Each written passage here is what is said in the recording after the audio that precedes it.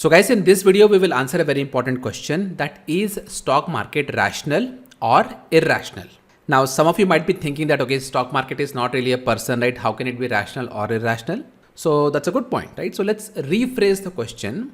And instead of asking whether the whole market is rational or not, let's answer this simple question, that do the stock prices trade at their fair value? So for example, let's say the fair value of ITC as a stock is 250 rupees, right?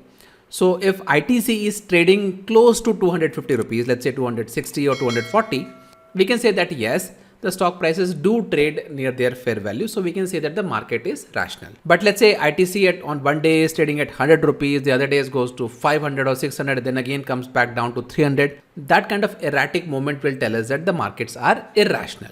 Now this question may sound a little bit theoretical, but trust me, the consequences of the answer to this question, they are very real, and let me explain why. So first of all, I'm sure that a lot of you are invested in mutual funds and you are expecting somebody to take your money, invest it and grow it. And for doing that, you are paying them some X amount of money.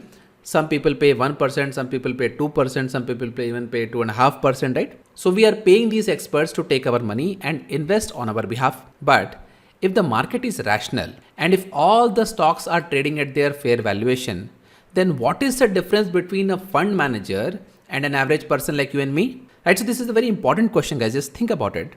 So we are giving our money to this fund manager so that they can invest on our behalf. Are they investing in some special hidden gems kind of a companies? No, right?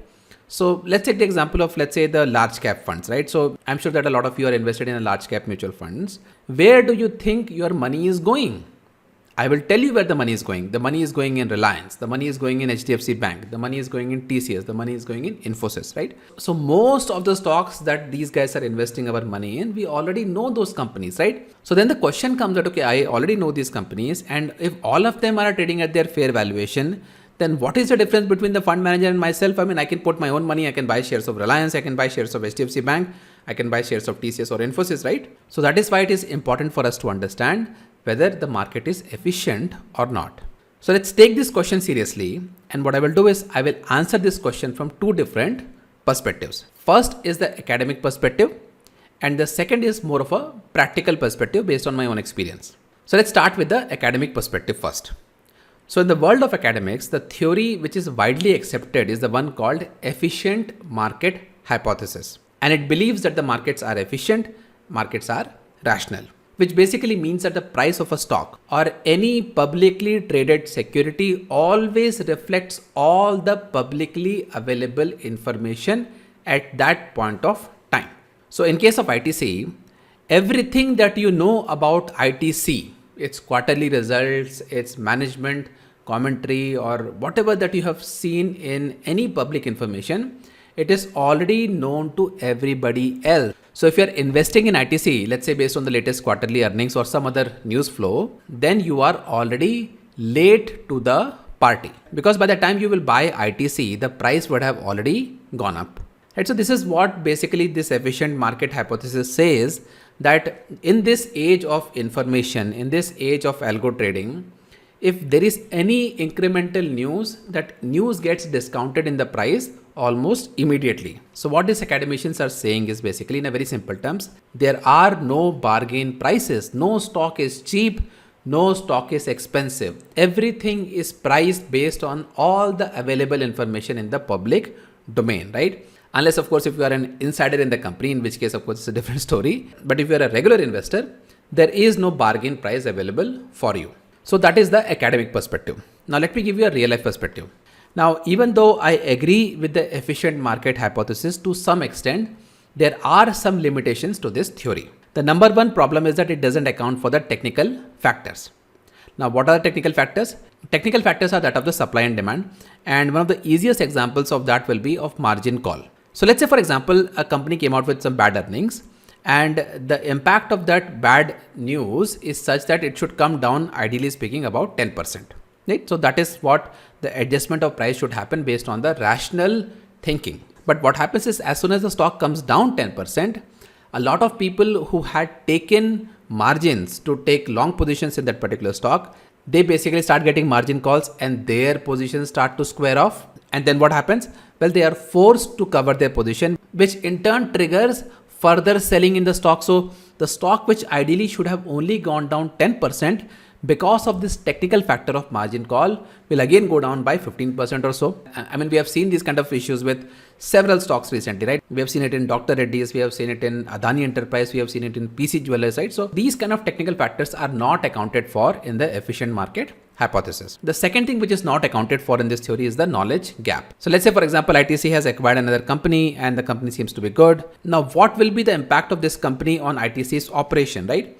Now, there are some very big companies who have these, advanced models of mergers and acquisitions. So they will be able to, let's say, calculate with some fair degree of certainty what will be the impact. But for majority of the retail investors, they don't have that kind of a knowledge. They don't have that kind of a system or information to be able to calculate what is the new fair value of ITC. So because of this knowledge gap, not every investor in the market will be able to come up with the same fair value as those who have advanced information. So this knowledge gap is another reason why markets are not always efficient. Now the third reason is that the price discovery itself takes time. So let me tell you guys one quick example from today's trade. So today when we woke up, there was some very strong negative cues from the US market, right? The US market was down 1.63%.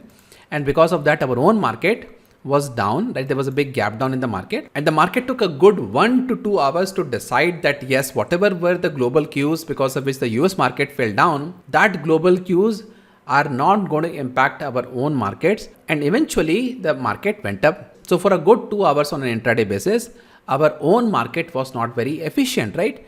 And traders like me who take advantage of this, when the market came down, I took a long position on Nifty and I took a long position on Bank Nifty, and that helped me make some money. So the point that I'm trying to make here is that people believe that if there is any new piece of information that will immediately get discounted. That is not true, because even though we have technology, we have algos that can go at thousands and millions of orders, let's say per minute. Even then, for people to be able to assess the information and come to a reasonable conclusion, it takes time. So that is another fault in the efficient market hypothesis, that it believes that whatever is the new information that will immediately get discounted, which is not always the case. The next very important aspect, which this particular hypothesis or theory doesn't account for, is the role of emotions, right? Our own behavior when it comes to money, because emotions play a great role when money is involved. And I'm sure that you must have experienced it also, right? Because as humans, we don't like taking losses, right? I mean, our first response whenever we see a loss is just to stay a little bit longer, right? I mean, if we are, let's say we bought a stock, or let's say we bought ITC and the stock fell down, our instinct will not be to sell it, right? Even though, let's say somebody tells us that rationally speaking, ITC has to go down, we as human beings will not have the courage to take a loss immediately, right? We will have a little bit of a hope that if I just hold on to the stock, let's say for the next 2-3 months, maybe the stock will bounce back. So even though some participants in the stock market might be rational, not everybody in the market would be rational, especially when it comes to the retail investors, right? So the role of emotions, and the emotions are very strong, emotions of greed, emotions of fear, emotions of uncertainty, they are not accounted for when it comes to this hypothesis. The next, I would say, evidence that markets are not very efficient is the presence of bubbles, right? So we have seen bubbles several times. So in 1999, we had the dot-com bubble. Then in 2008, we had the real estate crash. So all these bubbles also point out to the fault in this theory that everything is fairly priced. I mean, how can a stock which was at $1,000 one day become $5 the next day? That is pretty much what happened to a lot of stocks back in 1999 in US, right? So this market efficiency doesn't account for the euphoria, the irrational exuberance as it is called, which investors sometimes get into when the markets are trending very strongly. So that is again something which is not accounted for. And speaking of euphoria, there's one last point that I want to make, that some assets cannot be priced, right? So let's say, for example, you want to price the stock of ITC. You have to look at the revenue, you have to look at the profitability, you have to look at the cash flow, you have to look at the debt, and you have to look at the management quality. So all these factors are there. You can just put everything in a model and you can calculate the fair value of ITC. But what about the value of Bitcoin, right? What is the fair value of Bitcoin? I can ask two different very smart people and can get some very different answers. Some people will say that the fair value of Bitcoin is, let's say, $50,000.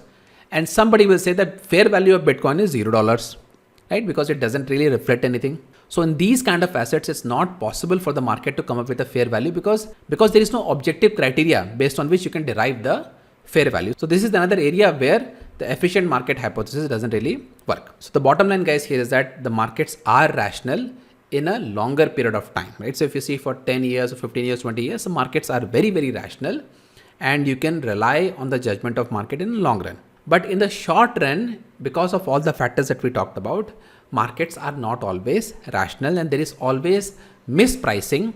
And I would say, thank God that there is mispricing, because if there is no mispricing, I would not have bought, and I did a lot. I invested significantly back in 2020 when the COVID crisis happened, because as investors, we take advantage of this mispricing. When good quality stocks are trading at a cheap price, we buy them, and when they become expensive, we sell them, right?